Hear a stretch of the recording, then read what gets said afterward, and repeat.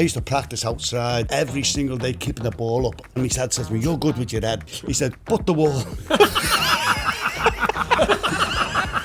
And I've gone, "Serious, Dad?" You've gone, "Just put that wall." And I've gone, "Oh, don't do this at home, whatever you do." Get in the entry, got a ball, head down, went, it was like a balloon. I just realised why I was no good in the air.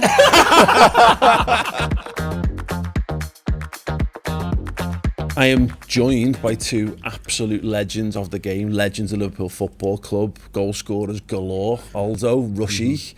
Take us back to the start, young boys. Obviously, lots of young men play football growing up, but you know, when was it you realised that it was, for a start, goal scoring, but also football was the thing you were going to take most seriously? In our day, there wasn't an awful lot. You didn't have the iPads or no games on. We had our football, rugby or cricket, basically. And I love football. You know, used to get a ball nearly every week, burst the ball, you get another ball, whatever. Just all you could do after school is play football. In school, you'd have like a tennis ball, you'd have like 100 people chasing a tennis ball. But that's the way it was in them days, you know. And I went to Liverpool at an early age to watch them. My two uncles took me. I was in the paddock and I'm watching the cop probably more than the game as a young kid of 8 years of age, and I couldn't believe that the movement and the atmosphere coming from it. And then obviously there's Roger Hunt on the pitch, and from that day, because they were singing Roger Hunt's name with number 8 on his back, I thought, well, that's who I want to be.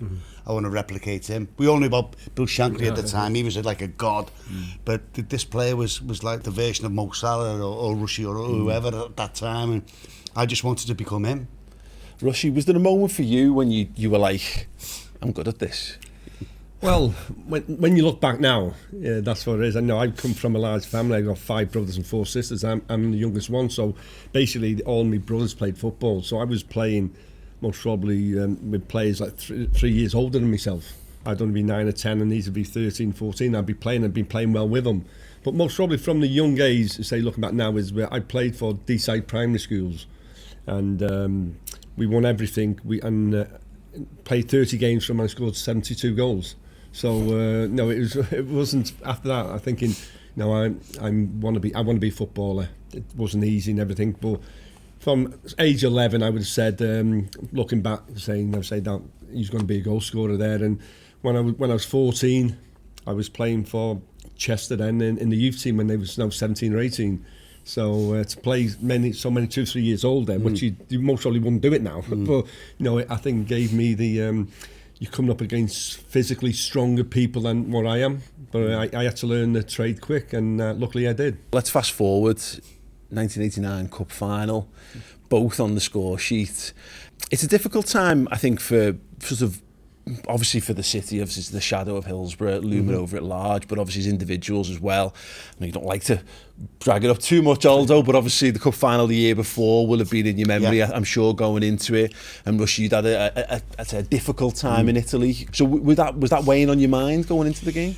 No, not really. The most important thing after Hillsborough and what we had to do, you know, with funerals and such things, the motivation was, first of all, to win the semi-final. That was the biggest game I think I've ever played, and what it is, for what it stood for. The thought of losing that semi-final was horrendous. You know, when we had 96 at the time of our fans that perished. We got past the semi-final, which was massive, but getting to the final, then you think, well, we've got to go and do it again for the families and the bereaved. That was the motivation. The 88 Cup final, when they had the penalty save from Dave Besant, I was my last kick of the game. Kenny put Craig Johnson on for me, substituted me straight after, and this is mad. 4.5 minutes gone of the 89 Cup final. Steve Nicol puts a great ball to Steve McMahon, who squares it. Now I'm more or less in the same position as I was against Dave Besant, against the great Neville Southall there, and it was my first touch of that game, and it's gone where the penalty should have gone. Now that's kind of nuts. That is kind of what's the odds of that? It's millions and millions to 1. Yeah. So, you know, winning that, obviously, I went off. They scored the very last minute, which I was absolutely gutted because I thought what they were going to do is, but Rushie went on and saved the day for us. Yeah, and we won 3-2. It was a great final in the end. The first 90 minutes wasn't good, but the main thing was that we lifted up the cup for the 96/97. I mean, Rushie there coming on, not known for scoring many goals with the number 14 on your back, but what was that like? You know, did it feel like you had a point to prove almost coming on the pitch? That wasn't a point to prove. I think that's what Aldo said. Really, I think when you're starting a game and when you're on the subs bench, for me anyway, you think differently. Because if I'm starting a game, I'm just concentrating on the game. I've got to do that. But when you're not starting a game, you look round the ground. You look round, and I'll never forget. I looked round. There was red and blue everywhere. Yeah. So normally you have the Liverpool end red, Everton and blue, and there's red and blue everywhere. And weird enough, said to himself, where do I run to when I score? Why was I thinking that and all that? But I like the when I score. I know. That's one of them things. And then it just happened to say Aldo scored a great goal, and they scored a scrappy goal at the end, and all their fans were running on the pitch and everything. So we're thinking, no, what's going on here? No, it's not going to go for us there. But luckily enough, I scored 2 goals. In the end, it was a win. Really, as Aldo said, it's really for the fans. Oh. We've got with us the stuff of legends. We've got an item from both of your historic pasts with the football club. Aldo, we'll start with that. The Golden Boot. 87, 88 top goal scorer. Just talk to us a little bit though about like the process that gets there, because for those not familiar, you were free scoring for Oxford in the seasons prior to that. I think you come third in that the 2 seasons prior. You joined Liverpool mid-season the season before. I think you'd had 15 goals at that point. You'd almost had to make that sacrifice, but then so does that make it even better when you then get the Golden Boot for Liverpool the following season? Yeah. I knew, obviously, my dream from when I was a kid was to play for Liverpool, and when you get the opportunity to move to Liverpool, it's just, oh wow, words fail me, and it didn't matter. Kenny, I knew I was going to go because I was coming because he was leaving for Juventus at the end of the season, so I knew I was coming into the team, but I wasn't going to really play much because he was changing the way we play for the next season. So I took that. It didn't matter about the Golden Boot then, but I knew the players that we had around us, Rushie at the time, and me when I played, I'd always have a chance at that. We knew what we were good at. We knew we could score goals without being big-headed. Yeah. We had a nice arrogance, if you like, that we knew that was. And take it from me, Ian will tell you this as well. You want to win that. First of all, for the team, the fans, but for your own pride, looking back on it, because that's what we got paid for, scoring goals. And that's the epitome of scoring goals in the league. And thankfully, I did win it, But I think that when he came to the season, I think he settled in. It's called in the dressing room, isn't it? The team spirit. Yeah. So he you could see the next season he was ready for it. He'd already settled in off the pitch, wasn't it? Good show. Because we had a good team spirit then and all that. So you can tell he was going to start the season kicking off because he's already settled in. Yeah, that's a good shout. That because when I came to Liverpool, obviously I've got to fill big boots. Massive boots. My problem was like integrating with the lads because they're my heroes. When I'm playing for Newport County or Oxford United, or even before that in the local Liverpool leagues, after the game I'm right to the radio. How's Liverpool got on? I'm a nutty Liverpool fan. I used to go home and away, and there I am then in the dressing room with these lads, Rushie there and Jockey there and all. I'm not a shy person by any means, but it took the wind out of me. I found that a little bit difficult. But soon as, after a week or so, you gel in, and they all take the proverbial out of you. But they're all great lads. The dressing room, and for every great team, you've got to have a great dressing room. And the lads were brilliant. What was that like, the first moment when someone didn't play the pass in, and you had to turn around and give it back to someone that you'd maybe not had to before? They always played the pass. We had knowledgeable players who played the pass, you know what I mean? Yeah. No, dude, I spoke for the players were immense. Just on the boot, we had a little feel of it before. Weighs a ton. Yeah. If it was pure gold, I'd flog it. No, I wasn't messing. But yeah, it is heavy. And to be fair, to pick it up, it is heavy, isn't it? Look, The studs, you can, like, they're proper studs, the way we used to have. Yeah. Amazing. Absolutely amazing. Well, mercifully, there's nothing that comes off this shirt that shouldn't. Rushie, this is your cup final shirt, match worn. I'm assured that it's been washed since. So it is. I've never done much running anyway, so. Talk to us about that game. It was another sort of tricky period for Liverpool, really, especially in the build-up. A lot to overcome. Obviously, it's Ronnie Moran that leads the side out because Graham Souness had some health issues. Was that something the sort of players almost had to overcome in the build-up to the game? Yes, it was, but it was a difficult season, really. It was a transitional period. You got a lot of young ones. You had Steve McManaman, Robbie Fowler, Rob Jones, and you had the old ones like myself, Bruce Grobler, Ronnie Whelan, Jan Moby. The problem that Graham had at the time then was picking the right team.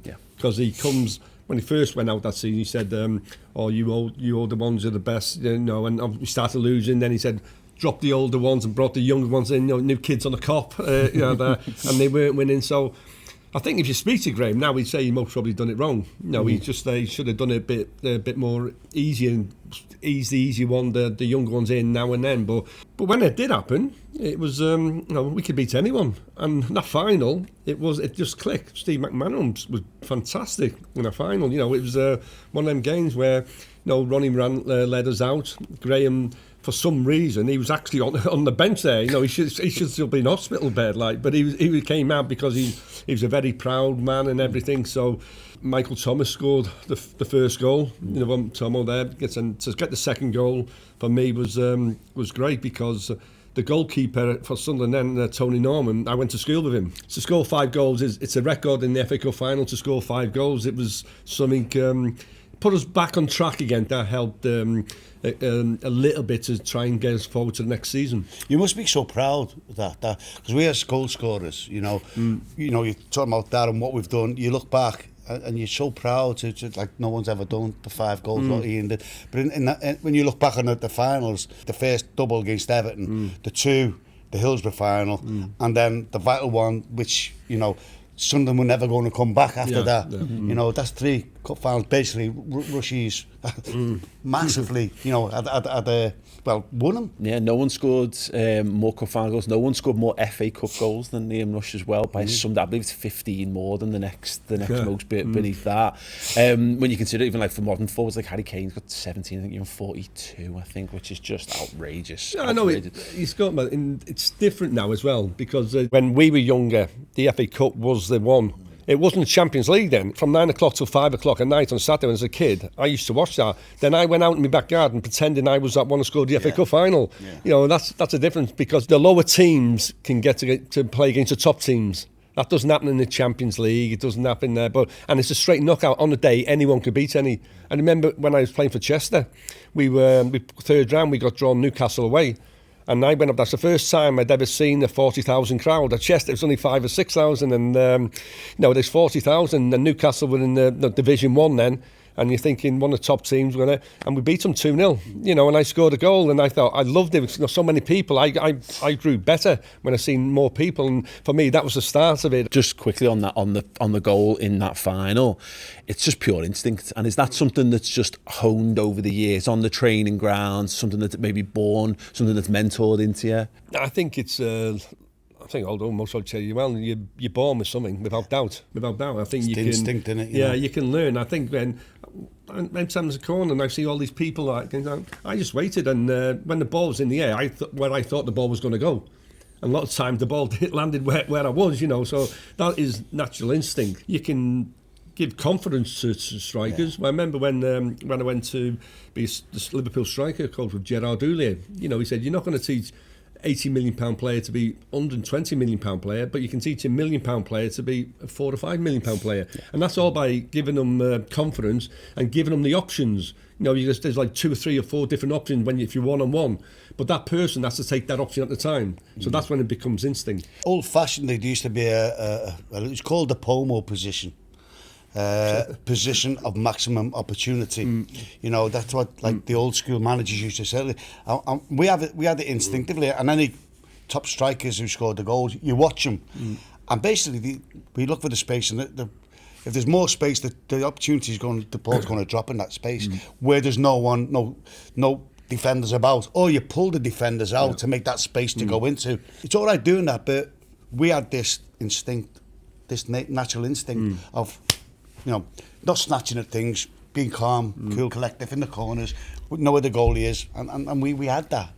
You've obviously, I mean, Rush, you touched upon it, like, people have asked you for advice over the years. Is there any, for either of you, like a particular mentor that stands out that was influential in making you the men that you became? When I was younger, when I was like, 11, 12, it'd be my dad, because he's always telling me what to do and helping me out. And if I scored 3, he said I should have scored 4. If I scored 4, I should have scored 5. He was always not like that. So he gave me the thing to do that. And when I was 16, I went to Chester. The youth team manager there was Cliff Sear.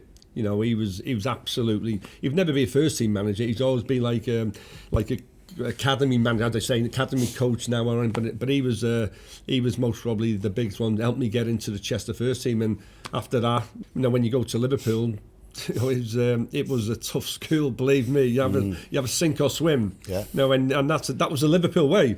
Yeah. And when you see people like Ronnie Moran, Joe Fagan, Roy Evans, they're the one. That's what I like about the boot room. The boot room is because you had Bob Paisley in there. You had Joe Fagan, Ronnie Moran, Roy Evans. They all didn't want each other's job first of all. And they all had their different jobs to do. Roy Evans would be the nicest man in the world and all that. Good cop, bad cop. Then Ronnie ran with Hammy, no matter what you done. Joe Fagan never said anything, but when you did, even like Kenny Dalglish and Graham Souness stopped and listened. And you have Bob Paisley, you most probably couldn't understand really what he was saying, but you knew what he meant. Yeah. And that seems that's the proper boot room, isn't it? Yeah.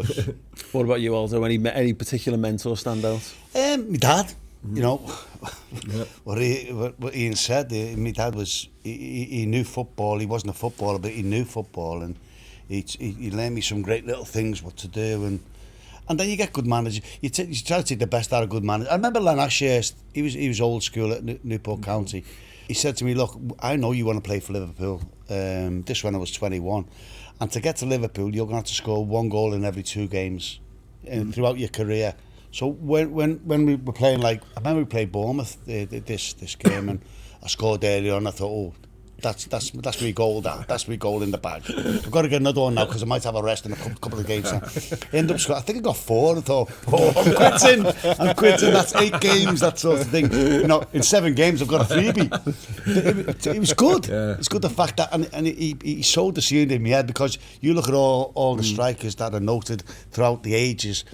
That's the percentage, or below. And but there's one about my dad. My dad told me, and maybe I shouldn't tell you this one, for the younger kids listening, don't do this, whatever. But my dad seen that I was good with my head. I was really good with my head. I used to practice outside our house for every single day, keeping the ball up. I remember it was 380 odd times I could do it. It's mad. I used to do it all the time. And my dad said to me, you're good with your head this day. He said, come here. And he took me to the wall. He said, butt the wall. And I've gone, serious, Dad? You're going, just put that wall. And I've gone, oh. He said, no, butt the wall. Properly. So I've gone, you do what your dad says. So I've gone, don't do this at home, whatever you do. He said, what's that like? I said, it hurt. He said, right, come here, get in the entry. You got a ball, head down. And went, it was like a balloon. He said, now when you play football now, you don't have to head no walls no more. But when the ball comes, you time it and you burst that ball. You burst the ball. If you can hit that, you can do. And it wasn't good. You don't want people. I just realised why I was no good in the air. It was a great lesson. But as Rushie said, and I met Rushie's dad. He's a lovely fella as well, and he met my dad, and we got on really well. But he knew how to nurture in them days. Old school again. I love the idea of both of your dads sort of sowing the seeds for future you. Brilliant stuff. We had a question from the AXA socials. Is there a moment from either of your careers that you would love to relive, Rushie? Most probably you can go with 1986, the FA Cup final was the only time. Liverpool never done a double before. It was our local rivals, Everton. we thought we weren't going to win the league. But the week before, I think we beat Leicester and they lost to Oxford. Did you play for Oxford? Yeah, we beat them that night. Yeah, that's it. And that meant that we had to. We was in our hands then. We had to go to Chelsea. And go to Chelsea. Kenny, player manager, scores that ridiculous goal. And to go to the FA Cup final it's my dream come true. The local rivals, we're losing 1-0 half time, and I scored 2 goals, and we win. We win 3-1, and all my family were there. And the quick one there, so I'm talking about my dad, my brothers went to the final. When I scored, they were running up and down the aisle and all that, and he's saying, sit down. Then at the end of the game, when I scored the 3rd goal, all that, the scousers said to me, Dad, I bet you're proud of your son, aren't you?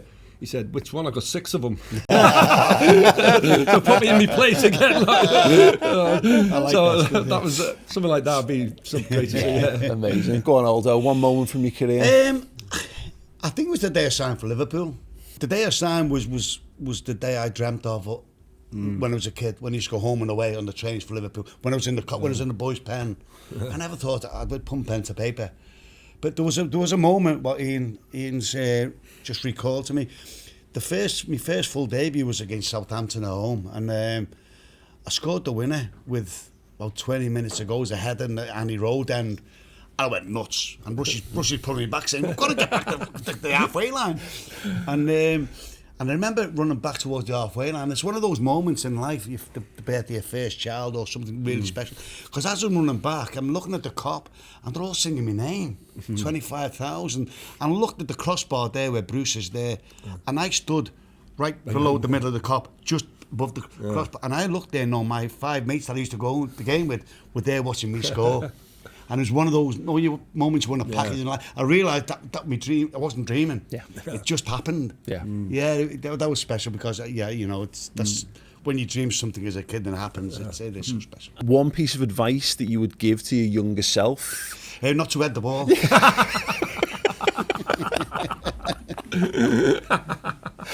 It's as good advice as any. Go on, Rushie, what would you say to young Ian Rush? For me, it'd be never be scared to miss. It's a mental toughness which you need, and when I could go, if I missed 3 goals, I'd get there, I scored the fourth one, and people forget those you missed. I think a lot of thing now where people get scared. I've coached, I'm not going to name them, but I've coached where I was coaching someone, they missed, and next thing they're back at the halfway line. So I said, how are you going to score if you're back at the, I think it's having that mental something that's never be scared to miss. There's one where I would say, and I had trials for Liverpool when I was like 15, 16. And Tom Saunders told me that they'd give me a ring, because I thought I was done well, but I didn't get an apprenticeship. So I went a different direction, but I used that as a motivational weapon, saying, I'll prove Tom wrong. So every time the lads came in after training, they'd get in the bath or the shower, I'd be on the field with the apprentices, practicing me heading, practicing me finishing, or on the cinder track, practicing me sprinting, in the gym, doing weights or whatever, thinking about Tom, I'll prove him wrong. So I say to the kids, if anyone tells you you're not good enough, not just a football, or anything generally in life, prove them wrong somewhere down the line as a motivational weapon, because there's nothing better, especially when you're signing for Liverpool. Brilliant advice. So we know that AXA are the official presenting partner of the Liverpool Legends game. Ajax versus Liverpool, 23rd of March. I have to ask, guys, does it bring back the old competitive spirit? Oh, 100%. We wouldn't be there if we didn't. That's what it's all about. It's great meeting all ex-players and all that and doing everything. But when you get in the pitch, if you're not winning, there'll be some arguments in the dressing room. That's one thing for certain. That's what it's all about. We've been lucky. We won like most of them so far. But at the end of the day, it's a preparation as well. You can't just you can't just walk out and play. I think even to lead up with the players, they'll be doing training.